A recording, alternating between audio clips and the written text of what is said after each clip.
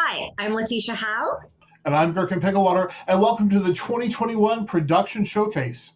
We're your hosts for this show, featuring the work of students from BCST115 announcing and performing, and we're streaming live from the City College of San Francisco, sort of. The pandemic kept us out of our television studio all semester. Zoom became our channel, and each of us turned our living spaces into studios and our laptops into cameras. Our assignments were completely transformed to be done at home. So if you can, please send us a message in the chat and let us know that you're there, that you're watching, where you're from, if you're a student, a friend, a family member, or if you just dropped by the show by accident and decided to hang out. Let's get the show on the road. We had some great guests. Here are some fun moments from the industry professionals who stayed with us.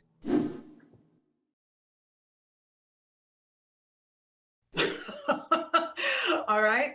And you could tell she loves that story. That story means something to her. So one of the things about public speaking is that it's always best, if you can, to pick a subject that you really enjoy. Now, as I've said to Malcolm many times, I love singing. I love the subject of singing, and I love to teach singing. So, you know, that's one of the reasons that I believe it comes across, is simply because I really enjoy the process. I love watching people get excited about it. And I particularly love watching people find out that they are capable of doing something that they didn't think they were.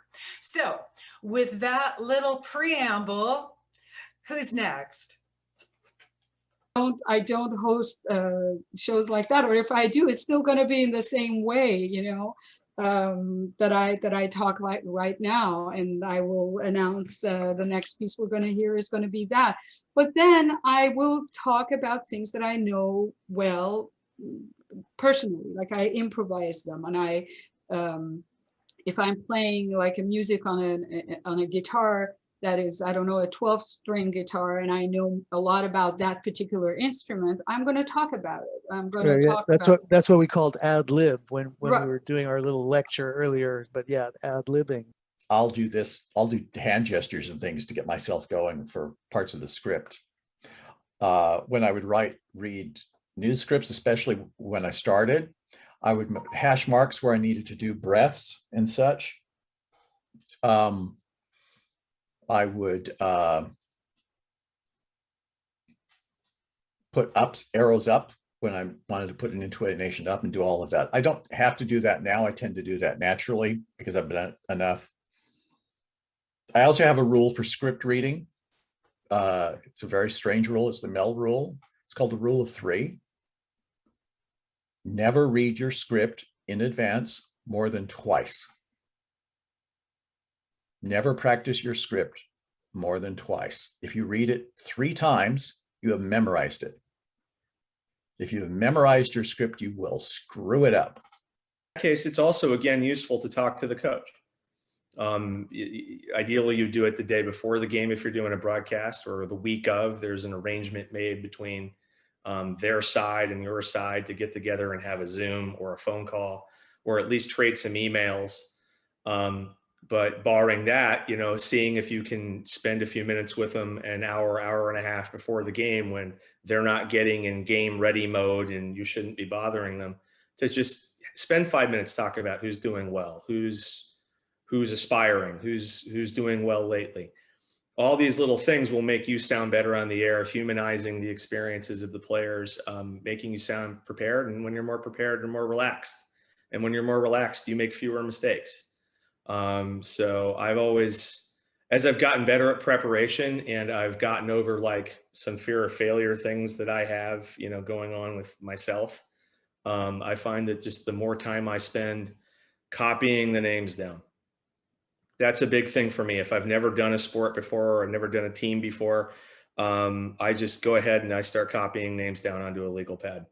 I don't need to do that, but it makes me feel better. And I show up with this thing and I know that I've got the names cold, and then I'm more relaxed. So these are all different ways to prepare to make yourself sound as good as possible and give on the best presentation. As creators, as people that are going to create content or work to support the creation of that content, I think there is a space for you to have employment within audio content creation to be doing spoken word content creation. I'm not sure where that will take place. I don't think it will be within traditional terrestrial audio, radio.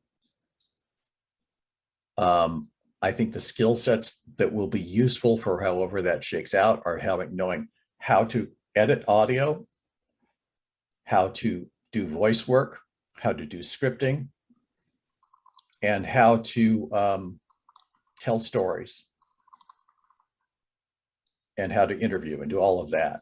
I think those skill sets will serve you well. I think it's difficult to say how that's going to play out. And I don't think that those careers are going to be stable. You get a job in a particular place and it just moves forward. Getting into this business, you're going to have to start by not making any money. And there are very few people who end up making a living at it solely by announcing, which is why, and I'm not here to crush dreams, I'm just saying that's why it's useful to have other skills than simply honing your broadcasting or reporting craft, because those might be skills that serve you later in a different, more real world position like the one that I had with St. Francis. So that was great. Thank you. All right. So part of what happens with the nervous system is that we are afraid of what we haven't done. In other words, the first time we do something, it's a little bit alarming. I think everybody can relate to that thought, okay? Because we don't know what the outcome will be. We don't know what the result of our efforts will be. There's also the unfortunate thought, which people often perceive as a threat, which is, I don't know what other people think, right? Okay, let's talk about that just a little bit because it will be very useful for everyone, which is that you can only have one thought at a time in sequence. The whole mythology around multitasking actually requires that you go back and forth all the time, like this. So you go from one thought and then you change it and then you come back. So actually it's not really multitasking or having two thoughts at once. It's very quick exchanges. So the positive thing about that, Dia, is that if your thought is on your subject, you can't have the thought about your nerves. So where our attention is where we live. So you didn't have time to think, did you? No. And that's important. Okay. Wonderful. That was some amazing advice. Yeah, those are some of our special guests that we've had over the course of the season. In our next segment of the show, students will be telling true stories from their lives without scripts, notes, props, or accompaniment. This assignment was modeled after the popular Moth Radio Hour, which has been running on NPR since 2009. This year's theme was living in the world. It wasn't always easy, even before the pandemic, you know. You'll hear funny, sad, uplifting, and surprising stories from our students. They will delight you with their honesty, bravery, and humor. Let's go.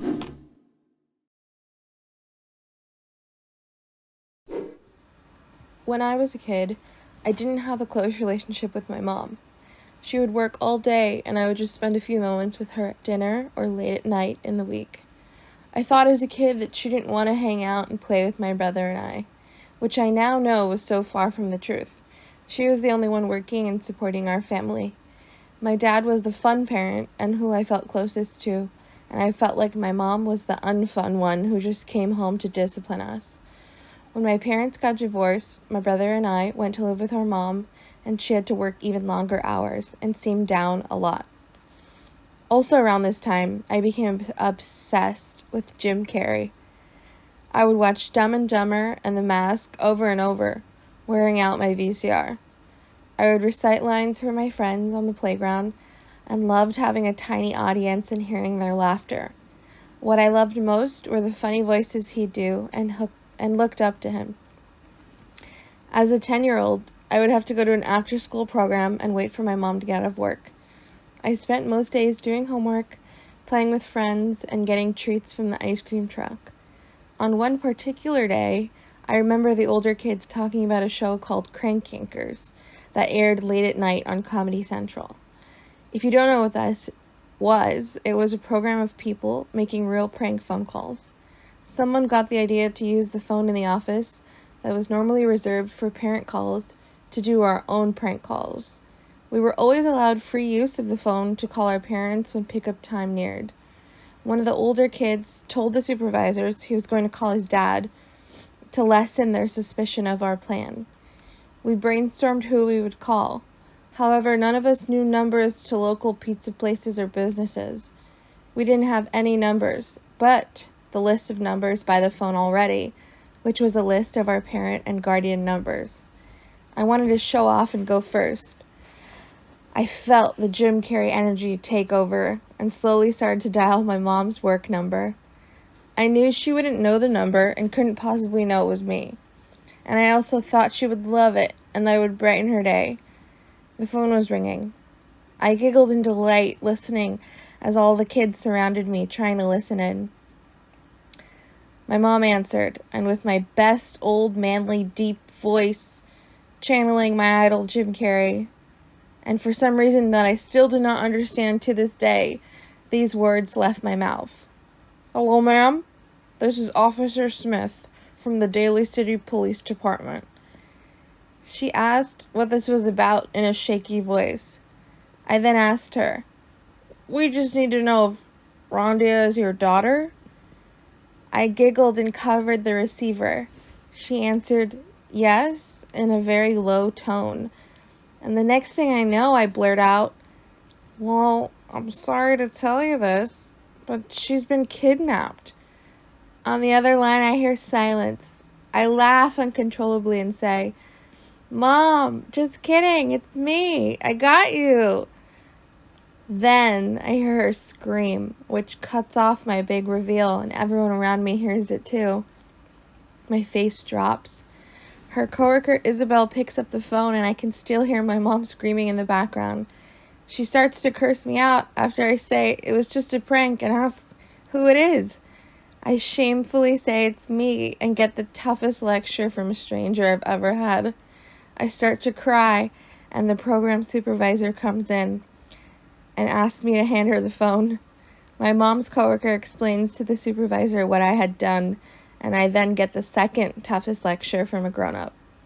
The supervisor speaks to my mom and tries to calm her down and assure her that my brother and I are okay. My mom leaves work early to come and get us. I remember getting in the car and seeing my mom's tear-soaked face and her hands shaking on the steering wheel. I prepared myself for another angry lecture, but the first thing she did was give me a big hug. I apologized over and over in between tears and explained that I just wanted to make her laugh. I never made a prank phone call again since that day. Do not let Jim Carrey dictate my actions, and most importantly, since that prank call, my mom and I remain inseparable, super close, and she is my best friend.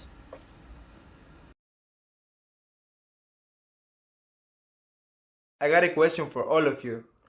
Has it happened to you that you have missed a flight, a train, or a bus? Well, back when I was living in my country, El Salvador, I was studying in the capital. But I didn't live there.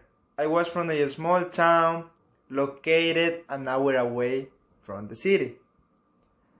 And I used to take the bus all the time with my little sister.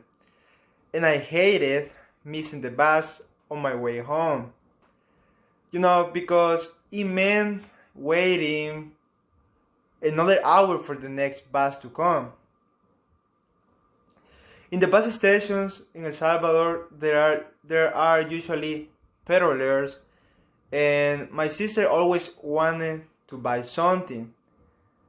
But I always said no, because we could lose our bus, which always leave at 4 p.m. So one day my sister was begging me for an ice cream. "Please, please, please, please, just one, come on." And I ended up agreeing because it was a hot day and I also wanted one. We got a chocolate one and a vanilla one. And as I suppose the bus started to leave, I asked the driver to please open the door. He made a gesture that it was already late, that it was about time. And I got so angry that I yelled at him, "Fuck you!" And then I started to blame my sister, saying to her, "It was your fault, and now we will have to wait another hour thanks to your stupid ice cream." 40 minutes later, I received a call from my mother, crying, and she told me, "Are you guys okay?" I just said, "We are fine, Mom. We missed the bus, but it's not a big deal." And the reason my mother called me crying was because the news reported that the 4 p.m. bus heading to our town was set on fire by gang members, killing 17 people and injuring 15 others. And wow, it was crazy that having missed that bus saved my life and the life of my sister. And now I believe everything in life happens for a reason, and now every time that I miss a bus, I don't complain. Instead, I am thankful because only God knows what could happen to the bus. Thank you.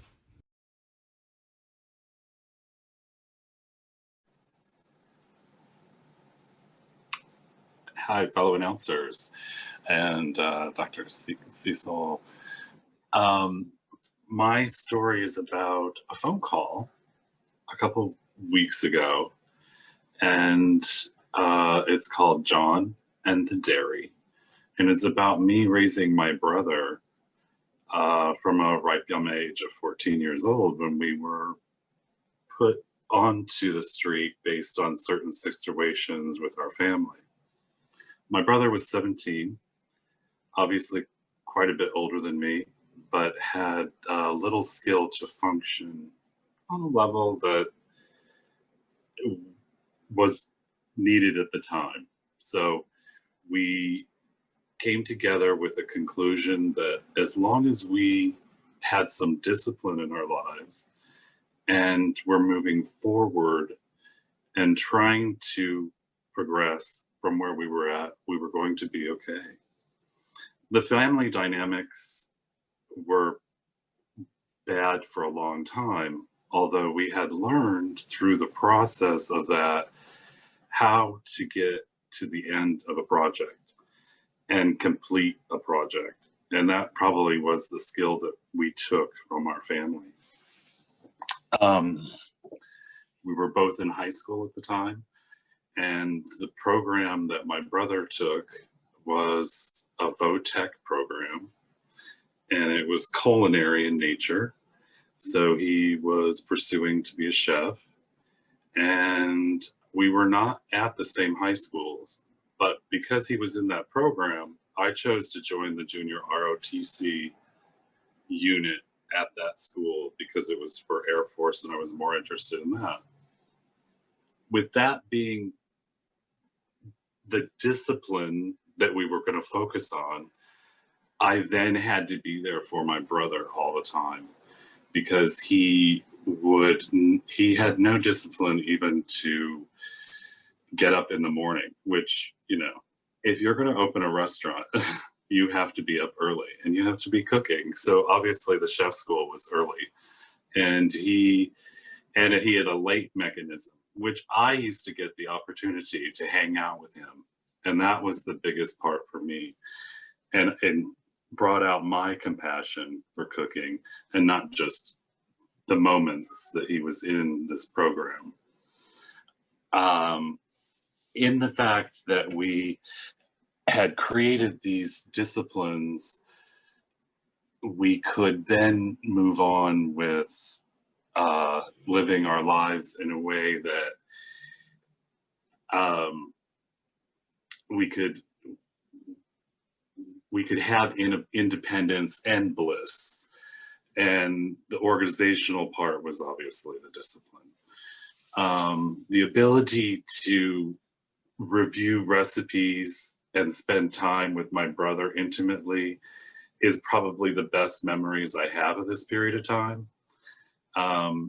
As he looked forward to a competition at school, we reviewed many recipes, an unbelievable amount, from buttery beef bouillon to beef stew, even begging people to buy the wine for us for the recipe because we were both too young at the time.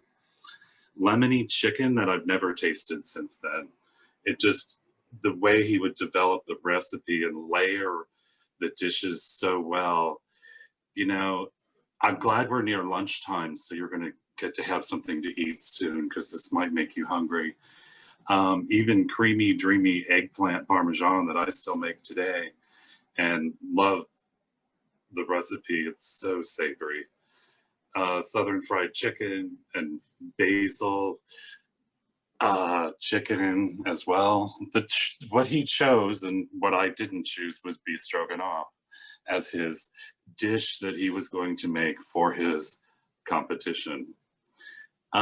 Because he had an afternoon element to this education, I would go there every afternoon after ROTC that was available and be there with him. Also to make sure he was there and he was doing what he was supposed to be doing. And in that, it became, I knew all these components because. And so when we were at home making the recipes and going through the recipes, you know, because it was the beef stroganoff, just selecting the meat you were going to use has like 16 different varieties. You could use ground chuck to be the least expensive. You could go to a filet mignon, which is what people normally like to eat alone, but it obviously was a meat that you could use. Just the different types of sauces and roux that we put together to make it complex and ready for his expose for this competition brought us together in a way at the time that nothing else could, you know. We had that moment and we seized it with that education. In that, this competition, it was supposed to be at the Civic Center in a downtown area, quite a long ways from where we lived. So it was going to be a trek for us to get there because we had transportation issues, obviously being young. And we got transportation from my brother, but myself, on the other hand, was a different story because the timing was not working out correctly. So I had to go at a different time anyway. The day before the competition, the school burned down.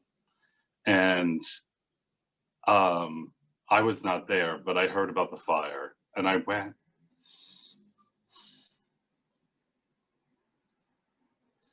And it was difficult because the presentation of the school was such a good commitment for my brother. But when they lost it, it just seemed like it was the saddest day ever. Anyway, that day was spent obviously figuring out what happened, cleaning up the mess, you know, doing all kinds of different things around that. Competition's the next day though, and I was sick. And I had to go to the doctor the next day prior to this situation. So I go to the doctor. I'm not going to be able to make the competition, I don't think, because of the transportation issue. And I told the doctor about it. She took me there. So it all worked out. Although this conversation that I talked about in the beginning of the phone conversation that I had with my brother that I told you about in the beginning, part of it was that it was part of this introduction in this competition that was he was in, because they had to introduce themselves and talk about it. And in that, he talked a lot about me, of course, because I was his rock at the time for that purpose. And he told the audience about my situation, that I would be coming late. And so I did arrive late, and I arrived right in the middle of the crowd. And because there was a lot of people there, they noticed that I had got there late, so they knew who I was. And I no sooner sit down and the competition starts, so I just miss the most formal part of the introductions, or there was one going on right at that moment. However, I sit down, competition, my brother wins, it's amazing, we had the best time. The conversation on the phone was, he had told everybody at the competition that I had to go to the doctor because I was farting out my mouth. And that's actually what I was doing, because we had beef stroganoff so much in so many different variations. And I had no idea I was allergic to dairy, which I found out that day when I went to the doctor.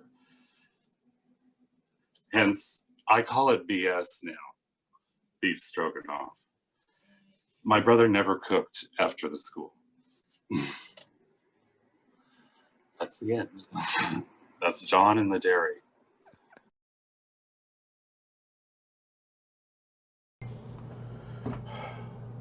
My best friend tried to kill me repeatedly over the course of 2.5 years. When I was 22, my best friend was crystal methamphetamines, and he changed my life forever. I first met meth when I was 17, and he was amazing. He made my teeth scream, but he made me fly, and I wanted to feel that way forever. And he told me I would, but he lied to me. My body believed him, though, and it wanted to feel that way again and again. So over the next few years, I'd try meth at parties and clubs, but it wasn't until the early 1990s that everything changed. In the 1990s, drug dealers figured out they could make meth out of cold medicine in massive quantities in bathrooms and kitchens around the country. And this meth was more addictive than any other meth that had ever come before it, and for a time, the most addictive drug on earth. And this was when meth and I became best friends. I became reacquainted with meth in an all-ages dance club in Portland, Oregon in the middle of the night. And I would go back every week or so to see him again and get more. Eventually, I found my own dealer who would deliver to me in my home. And at that point, I started spending all my money on using daily, and did so for the next couple of years. I stopped eating. I lost 150 pounds in a matter of months. I stopped sleeping and had just wild, terrifying hallucinations almost daily, followed by losing broad swaths of time to rolling blackouts that would happen 10 to 15 minutes at a chunk throughout the day. After what had seemed like only a month or two, a close friend told me that I'd been using daily for over a year. I lost teeth and dissolved my septum. I lost every relationship that meant anything to me. I screamed at strangers. I lost all sense of time and decorum, and eventually all sense of love and hope and joy. I finally tried to quit meth.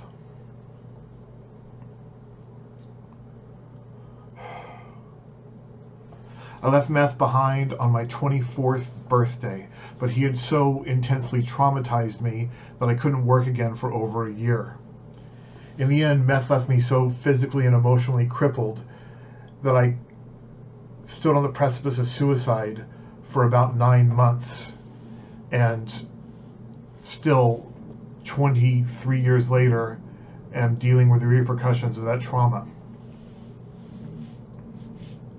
The one thing that got me through that first year was the thought that truly successful people never give in, never surrender.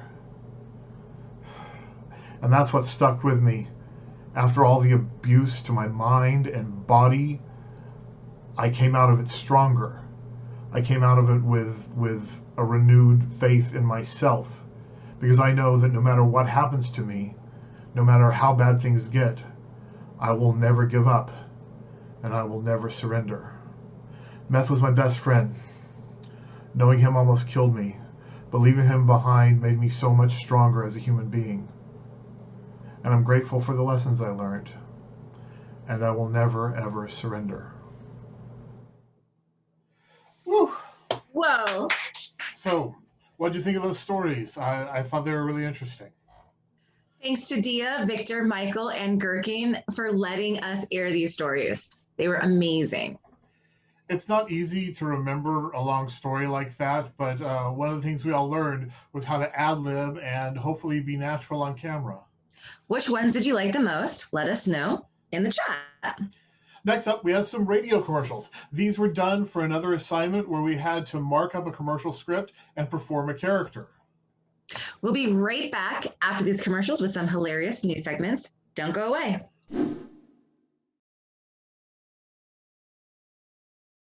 If this one bottle of Pine Sol cleaner can make 14 buckets of cleaning power, hey, then guess how many buckets of this bottle of Lysol can make? Only 5. So to get the same cleaning power in this one bottle of Pine Sol, you'd have to buy 1, 2, 3 bottles of Lemon Breeze Lysol. I don't know about you, but I'm not made of money, honey. Make the right choice. Choose the power of Pine Sol, the smell of clean. The all-new Silverado HD adds to the legendary capabilities of the strongest, most advanced Silverados ever. With best-in-class camera technology and larger, more functional beds than any competitor, the only truck that can compare to Silverado is another Silverado. Truck Month is the right time to get behind the wheel of a Chevy Silverado.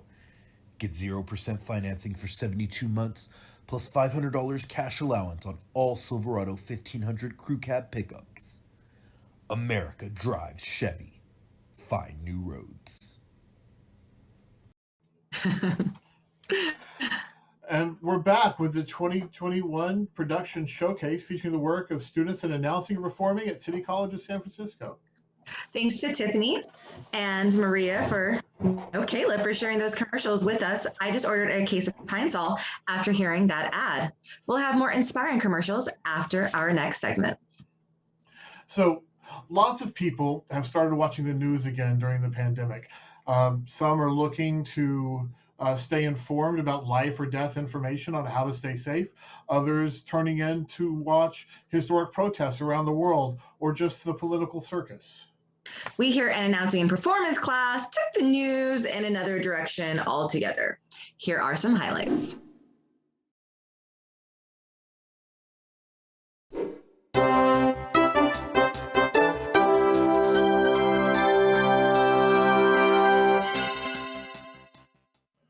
Hello, and welcome to 2 p.m. Naptime News with Gherkin Picklewater and Victor Rodriguez.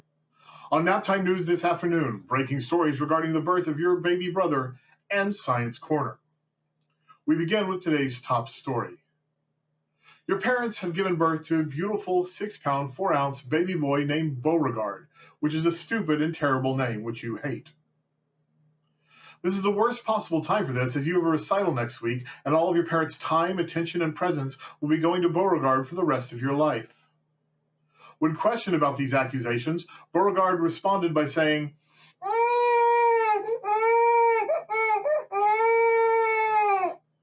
In lighter news, scientists today proved that caruses aren't actually scary. They are big and fast. They go up and down. And the animals will actually come to life and try to bite. They are fun and you should get to ride them over and over again. Only stupid babies are afraid of caruses. Well, and this just in breaking news, there may be monsters under your bed. What you don't know could kill you. Leading research coming out of Mrs. Allen's first grade class implies that yes, there may actually be monsters under your bed. Despite what many adults have told you, they are down there, waiting. They come out when you go to sleep, so do not, under any circumstances, go to sleep, ever.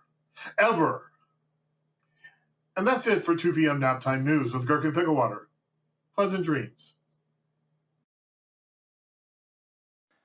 Welcome to the PPKOX News Report. I'm your host, Joe Mama. Now, in world news, it appears that there are people who are unironically British. In fact, it turns out that the origins of America stemmed from former citizens from a land called Britain. According to historians, those citizens found it so debilitating that they decided that they should create their own country.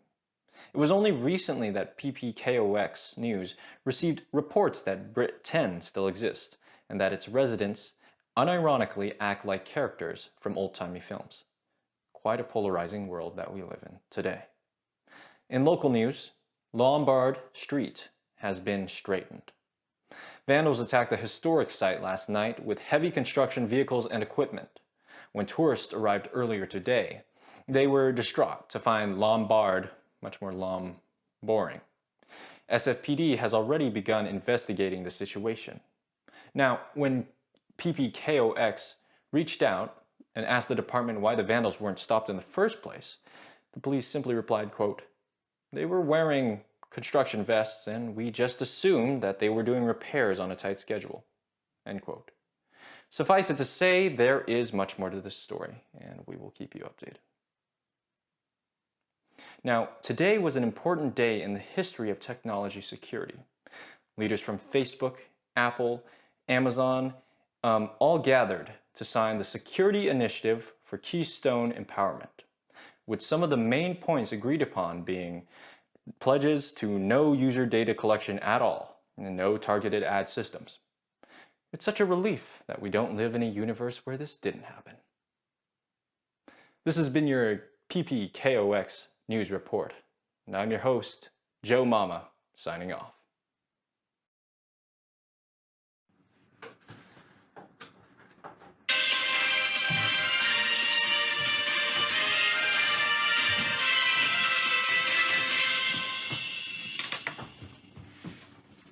Thank you for joining us at WTED. I'm Sasha Bliss. And I'm Sadie Tarantino.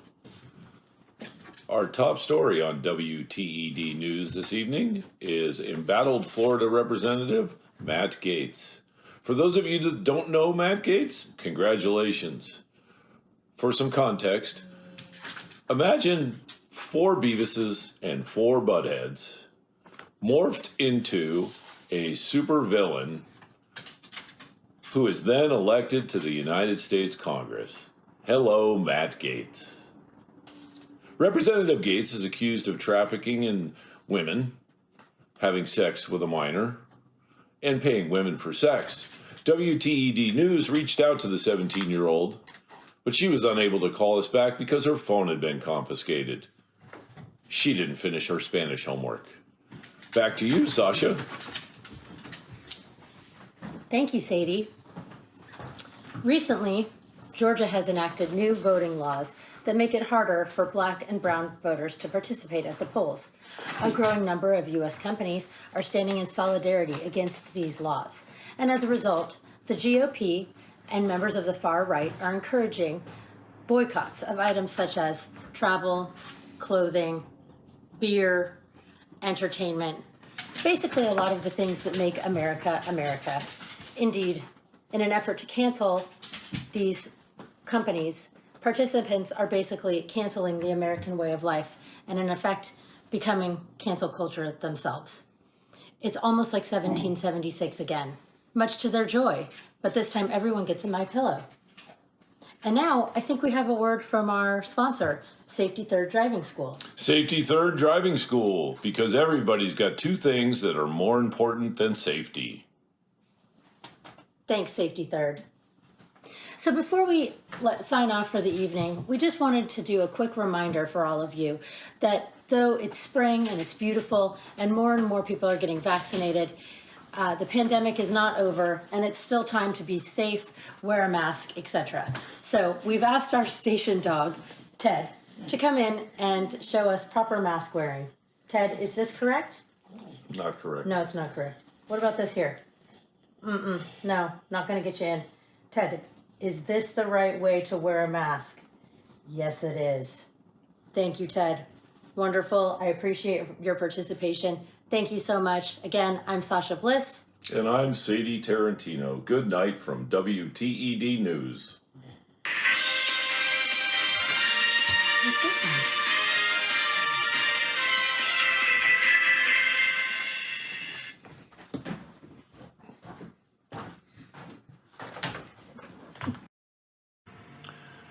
Good morning. Coming to you from the CCSF Weather Studio, I'm Michael Thorpe. Breaking weather warning. A massive manipulating Sirius storm is an hour away. Malcolm maneuvers in the middle of your Monday, marinating the region with 10 to 20 inches of rain. As Malcolm meditates above the region, it will monopolize and minimize your Monday afternoon. Malcolm will mope around till late evening. During Malcolm's mutiny on our community, maintain safe restraints. After a calm night on the West Coast, we'll get clobbered around 9 a.m. Tuesday morning.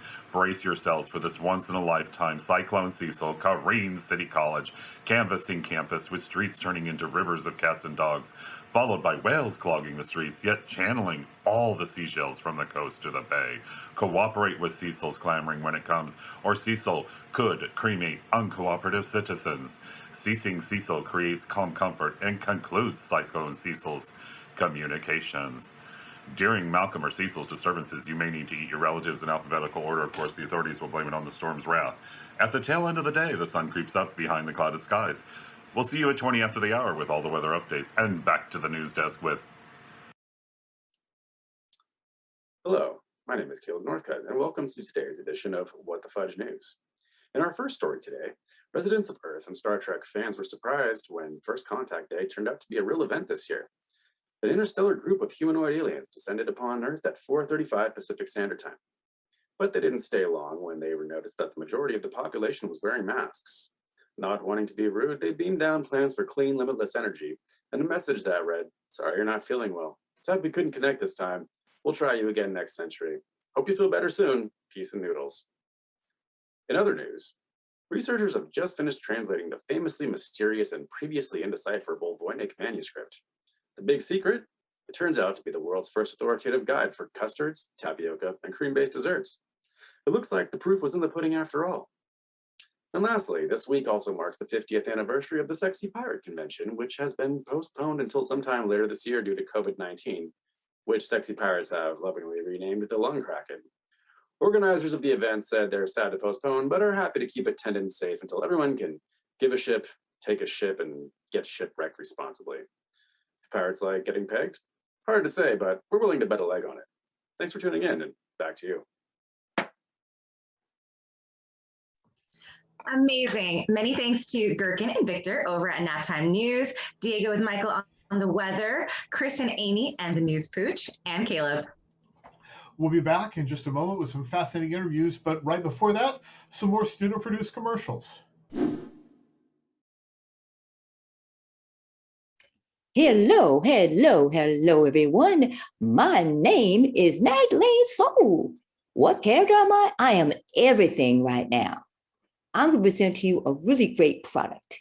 It's called Radio.co. Now, what's Radio.co about? It's a Radio.co. It's a software. It records. You're seeing a little screen on here. I just want to do that for a minute, and then we're going to go back to seeing me. I just want to give you a little brief description of what it was. And hi, and hello. That's my recording voice. I'm just all over the place. Now, Radio.co is a really good product. It records, it plays, it does auto DJ. Now, you know what KCSF radio, right? But I love Radio.co because it does everything you want it to do. And it's free first week, and then $29 a month, and you get a university and everything. So I would suggest you go to Radio.co. That's www.radio.co and check it out. You will love it. This is Magdalene Dessau signing off. Perfect. So this guy I was dating seemed to have it all. Good looks, a great job, a nice smile, and oh, his laugh is so funny. But the truth of the matter is, that smile that started the laugh ended with bad breath. It seemed the one thing he didn't have was a tic tac. And I was so close to happiness. Okay, thanks to our amazing students for those commercials. We're back with the 2021 production showcase featuring works of students and announcing performance at City College of San Francisco. So an important part of performing for television is knowing how to interview. Since we're stuck at home, the class paired up in teams to interview each other.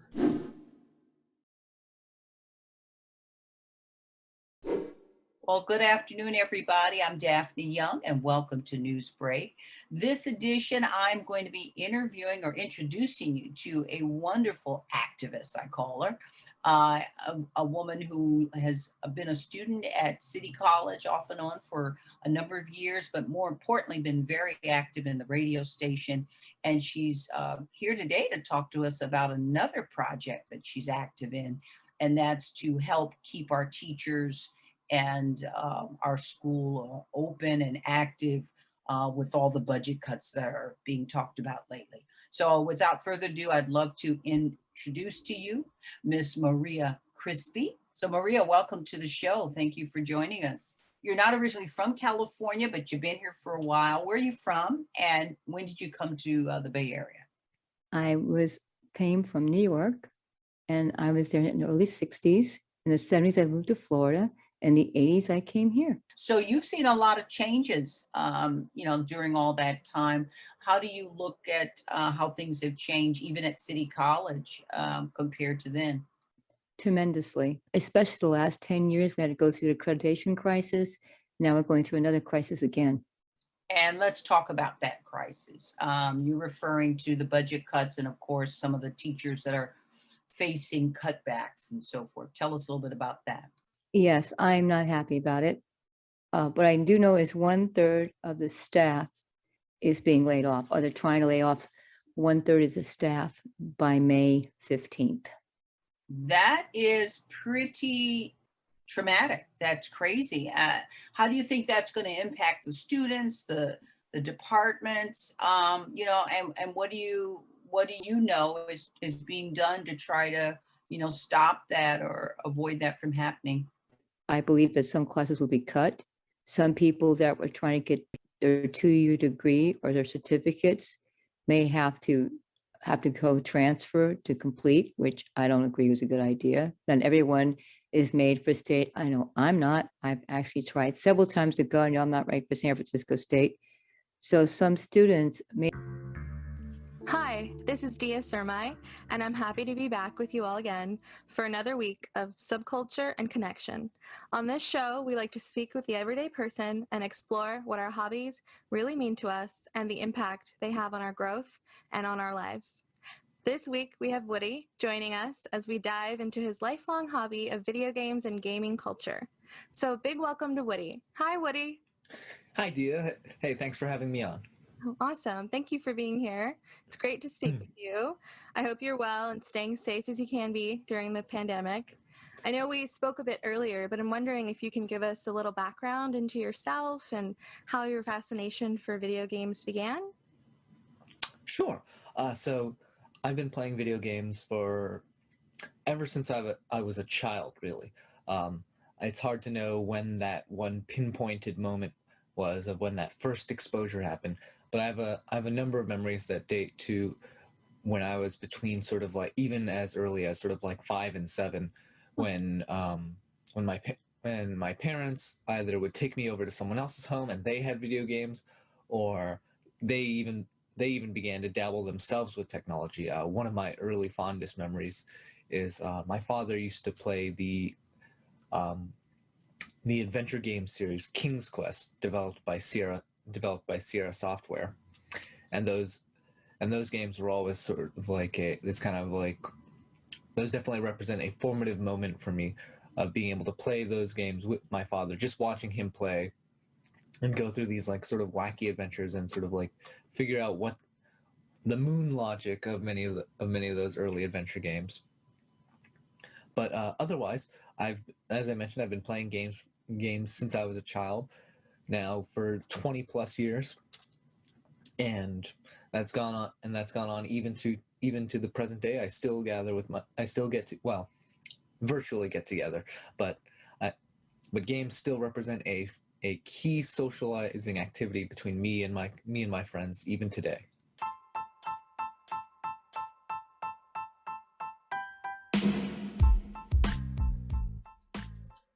Hello, everybody. Welcome to the Standards Interview Show. I am your host, Victor Rodriguez, and on today's show, we are having Julian Saunders as our guest.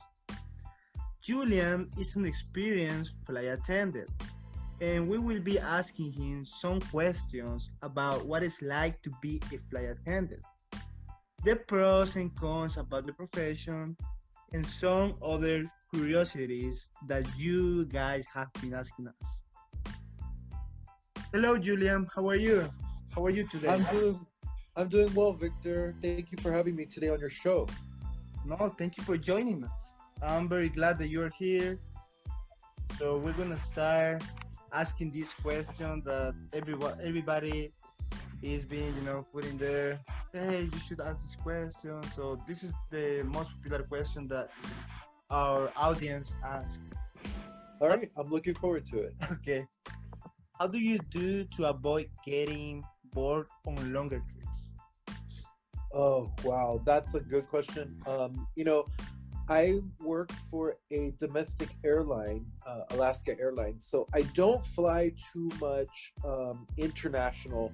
I usually, the longest flights that we have are actually like San Francisco to Boston, or the reverse of that, because coming west is usually the longest, but Boston to San Francisco is about, in the wintertime, it can get up to about 7 hours. So that's probably my longest flight.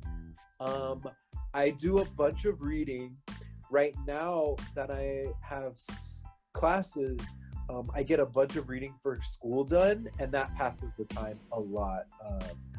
Because I take 6 classes right now, and so I have a lot of reading to get done, and I can usually do that.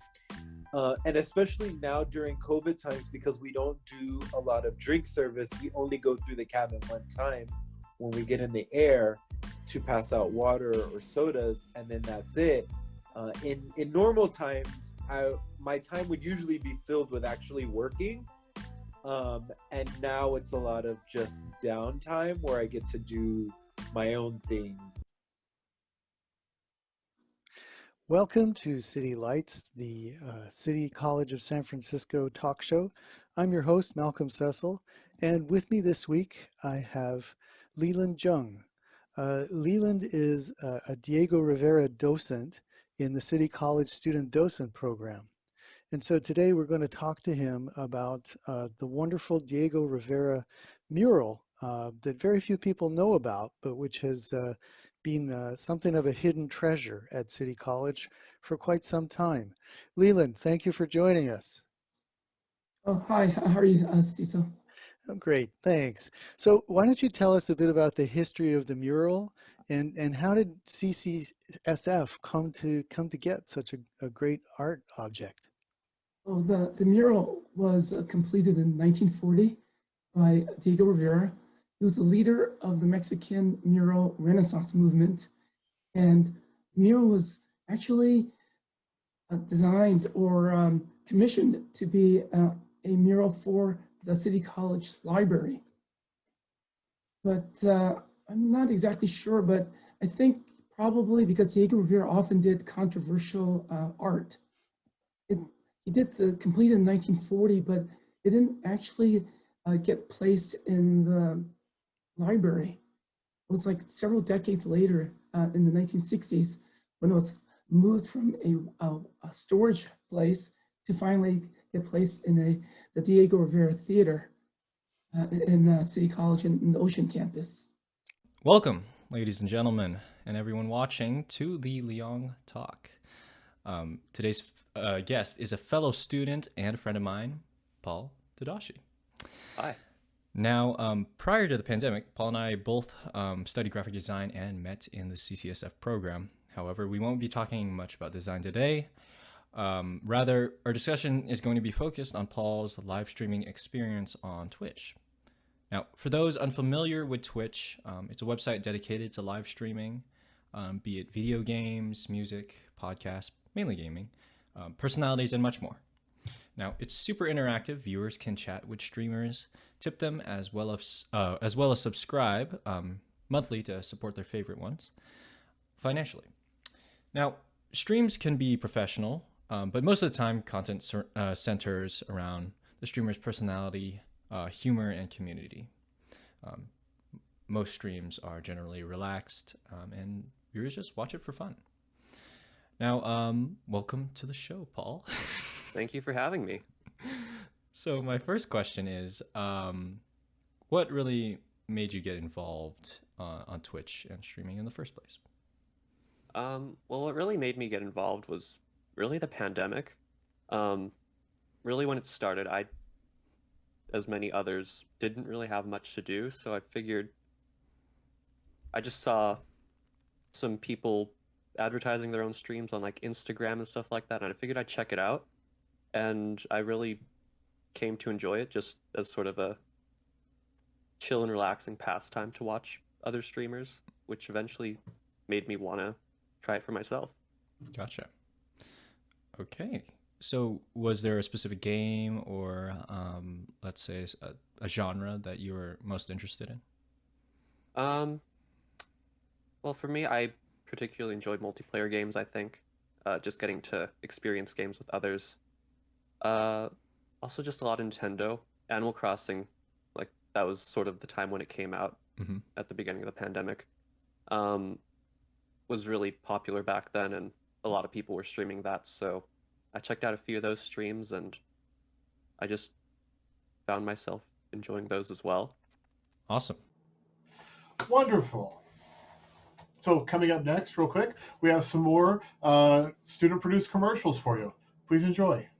New Revlon Grow Luscious Mascara. Explode on the scene with the first Revlon mascara that helps lashes grow stronger while visibly adding length and volume. Instantly longer, lusher lashes. This is the start of something big. Oh my God. So some mornings I wake up and I'm like, wow, I have a headache. And if you're like me, who's prone to sinuses, it's like, what do you do? So I go check my bank account, but I spent the last bit of big money on clothes.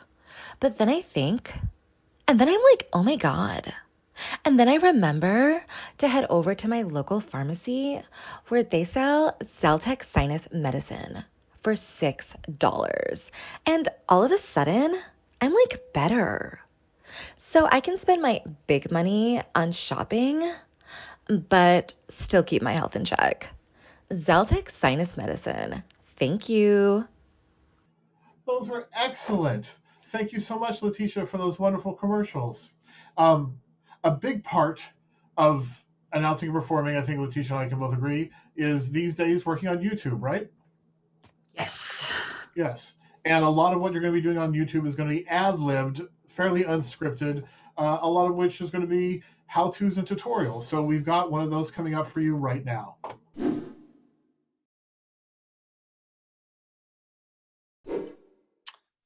Hello.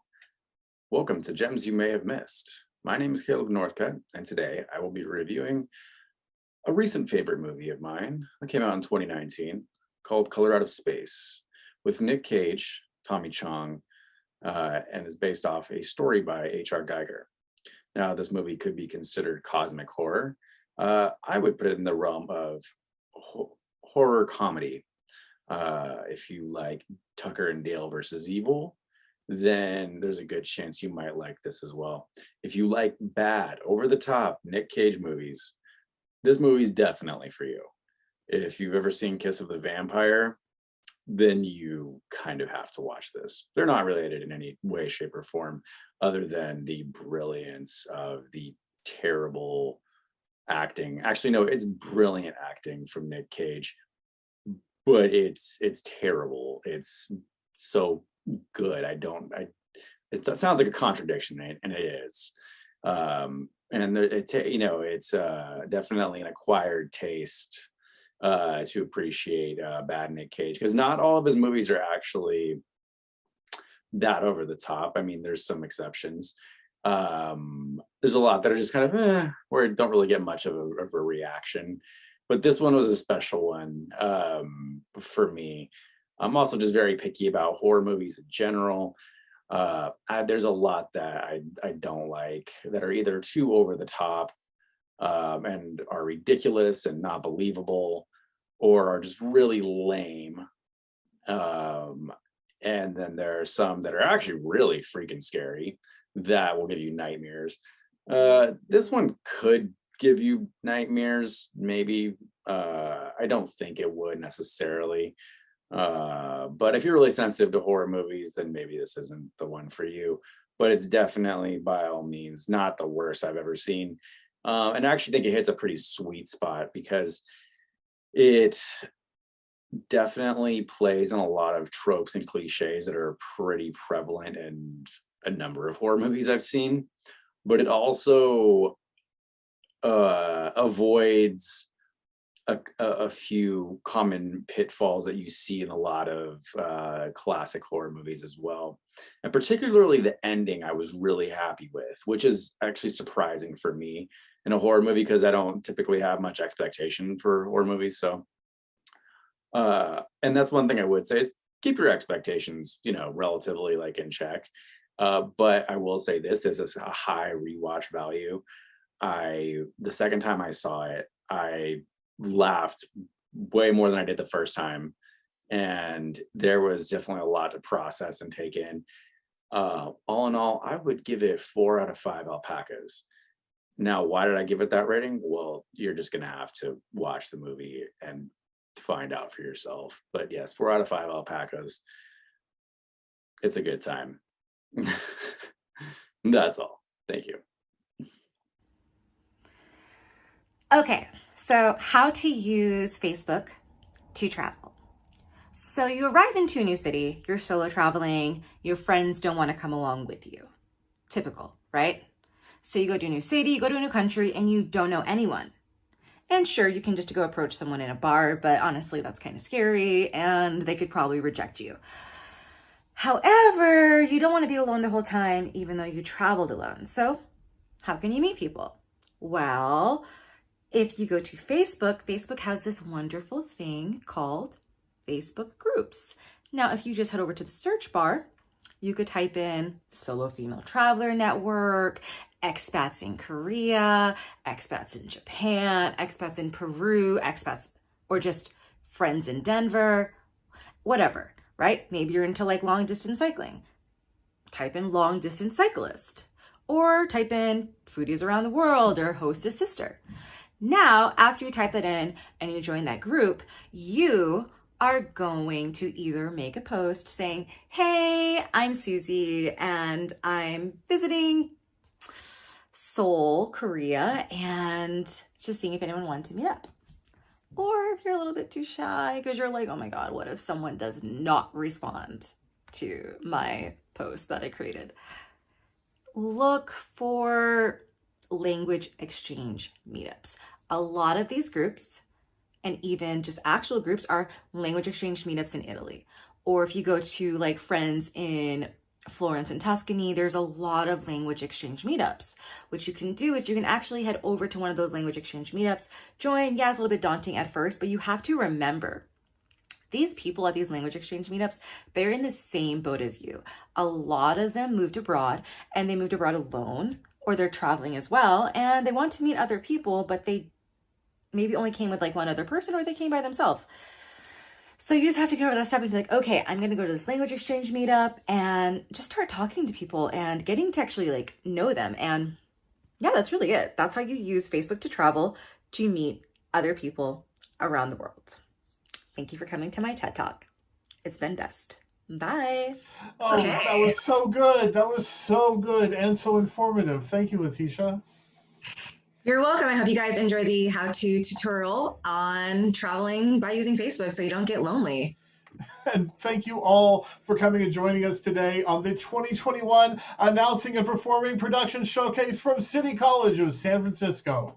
Thank you for joining us over Zoom, and we hope to see you again next year in person. This is Letitia Howe and Gherkin Picklewater. And our Professor Malcolm Cecil, and all our students over at CCSF. Thank you. Bye-bye. Ciao.